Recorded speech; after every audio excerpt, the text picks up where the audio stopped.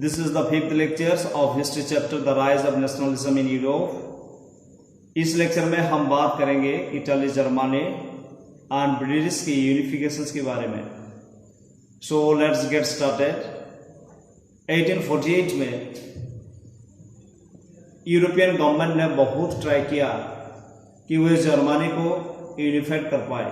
Student, उस time वे ऐसा नहीं कर पाया क्योंकि उस समय जर्मन एम्पायर पर किंग वेलमोर फोर्थ का रूल था और साथ ही साथ कुछ टाइम बाद रूसिया ने रेस्पॉन्सिबिलिटी ली कि वो जर्मनी को यूनिफाइड करके रहेंगे. तब रूसिया का chief minister auto von Bismarck ने जर्मनी में एक नेशनलिस्ट मूवमेंट लीड किया. 1864 से लेकर 1870 तक 3 वॉर्स हुई जिसके अंदर बहुत ज्यादा डिस्ट्रक्शंस कास्ट हुई, पर एट लास्ट जर्मनी यूनिफाइड हो गई.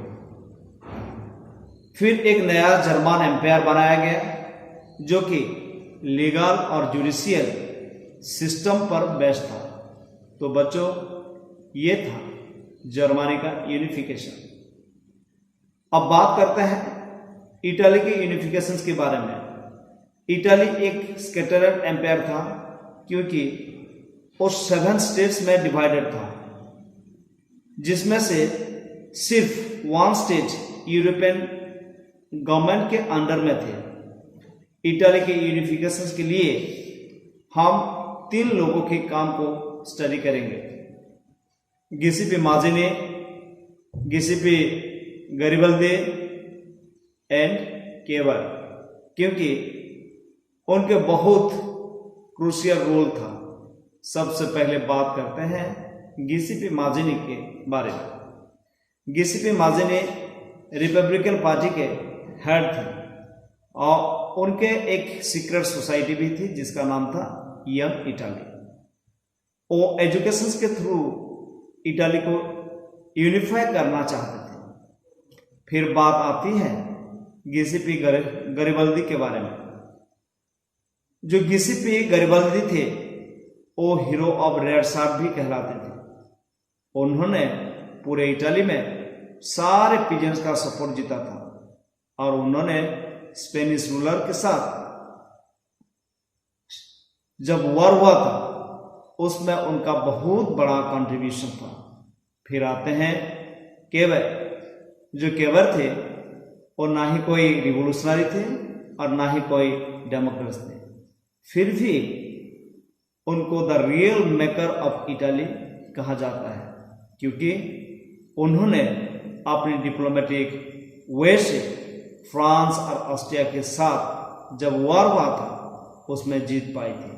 और फ्रेंड्स, इन तीनों की हार्ड वर्क की वजह से फाइनली जो इटली था वो यूनिफाई हो गई और विक्टर इमानुएल II को यूनाइटेड इटली का रिप्रेजेंटेटिव्स बनाया गया. क्योंकि जो विक्टर इमानुएल II थे वो बहुत ही नबुल थे और 5 ईयर की एक्सपीरियंस था क्योंकि वो सार्डिनिया के किंग रह चुके थे. और स्टूडेंट्स, जब विक्टर इमानुएल II को रिप्रेजेंटेटिव बनाया गया कुछ ही साल बाद उनको फादर ऑफ द फादरलैंड का उपाधि मिला. तो ये थी इटली की यूनिफिकेशन.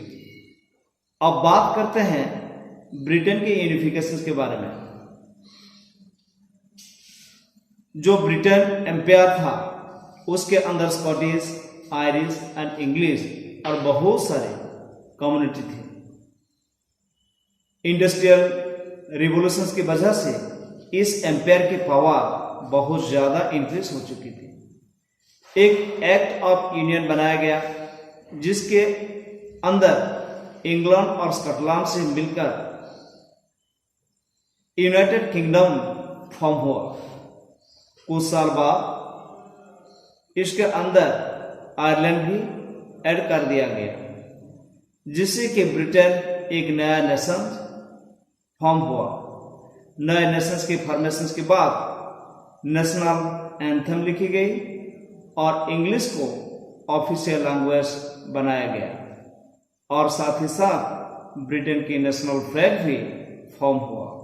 तो ये थी जर्मनी, इटली और ब्रिटेन की यूनिफिकेशन।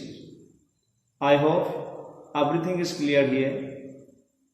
नेक्स्ट लेक्चर्स में हमारा टॉपिक होगा विजुअलाइजिंग द नेशन।